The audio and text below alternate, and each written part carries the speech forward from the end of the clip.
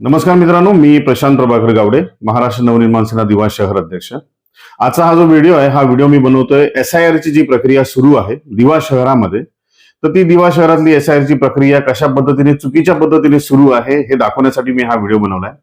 आणि ही जी प्रक्रिया सुरू आहे ही फक्त काही विशिष्ट पक्षांना म्हणण्यापेक्षा एका विशिष्ट पक्षाला कशी फायदेशीर ठरू शकेल आणि इतर गोष्टी मॅनेज करण्यासाठी, यासाठी कसं महापालिकेतले जे सहाय्यक आयुक्त आहेत हे या पद्धतीने BLOना निर्देश देत आहेत, याच्याबद्दलचा हा माझा व्हिडिओ आहे। खरं तर SIR ही प्रक्रिया जी आहे याच्यामध्ये शासनाने जे म्हटलेलं आहे की प्रत्येक BLOने मतदारांच्या घरी जायचं आणि त्यांचा पत्ता जो आहे तो व्हेरीफाय करायचा आणि त्याच्यानंतर ती SIR ची प्रक्रिया पूर्ण करायची आहे।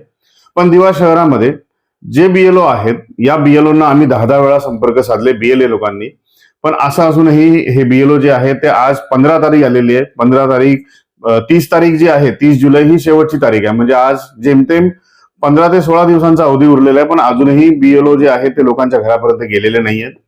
आज मी या संदर्भात काही BLOंशी बोललो, तर त्याच्यामध्ये मला असं समजलं की जे इथले महापालिकेचे काही अधिकारी आहेत, जे या प्रक्रियेवरती लक्ष ठेवून असतात, ज्यांच्या अंडर हे BLO काम करतात, त्यांना काही विशिष्ट पक्षाच्या लोकांची नावं सांगण्यात आलेली आहेत की तुम्ही तिथे जा, त्यांच्याकडे जाऊन त्यांच्याकडून त्यांच्या मतदारांची लिस्ट घ्या आणि त्यांचे मतदार जे आहेत त्यांची SIR ची प्रक्रिया पूर्ण करा। या गोष्टीसाठी जेव्हा मी त्या अधिकाऱ्यांशी बोललो, तर त्यांनी सांगितलं की आम्हाला सहाय्यक आयुक्त जे आहेत नागरगोजे साहेब यांना सांगितलं, त्यांनी आम्हाला ज्या लोकांची गोष्टी मॅनेज करून दिल्या त्यांना आम्ही तिथे पाठवतो।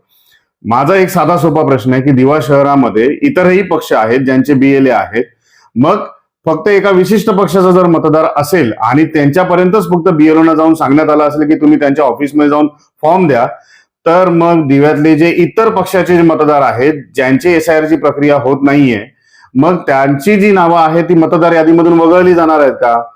मग हाच मूळ उद्देश आहे का SIR प्रक्रियेचा? आज दिवा शहरामध्ये एका घरातल्या 4 व्यक्तींची नावं 4 वेगवेगळ्या ठिकाणी आहेत। मग जर SIR चा मूळ उद्देश हा मतदार यादी सुधारण्याचा आहे किंवा मतदारांची जी लोक आहेत ती एकाच ठिकाणी आहेत की नाही आहेत किंवा ते बोगस मतदार नाही आहेत हे पडताळण्याचा आहे, तर ती गोष्ट दिवा शहरामध्ये BLOंच्या माध्यमातून होते का?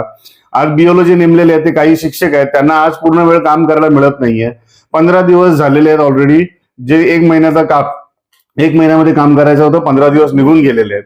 मग अशा पद्धतीने जर BLAना भेटणारच नसतील, तर मग पारदर्शक पद्धतीने SIR ची प्रक्रिया दिवा शहरामध्ये होते हे कसं काय सिद्ध होऊ शकेल?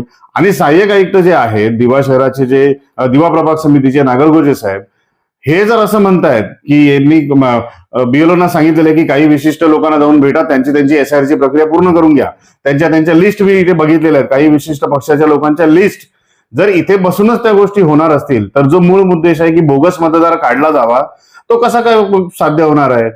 आणि हे जे मी नागरगोजे साहेबांचं नाव घेतोय, महापालिकेच्या ज्या अधिकाऱ्याशी मी बोललो त्या महिला अधिकाऱ्यांनी सांगितलं की नागरगोजे साहेबांनी मला मॅनेज करून दिलेलं आहे म्हणून की कोणाकोणाकडे पाठवायचे BLOंना। आणि याची तुम्हाला माहिती हवी असेल तर मला ज्यांना माहिती हवी असेल त्यांना मी कॉल रेकॉर्डिंग पाठवतो।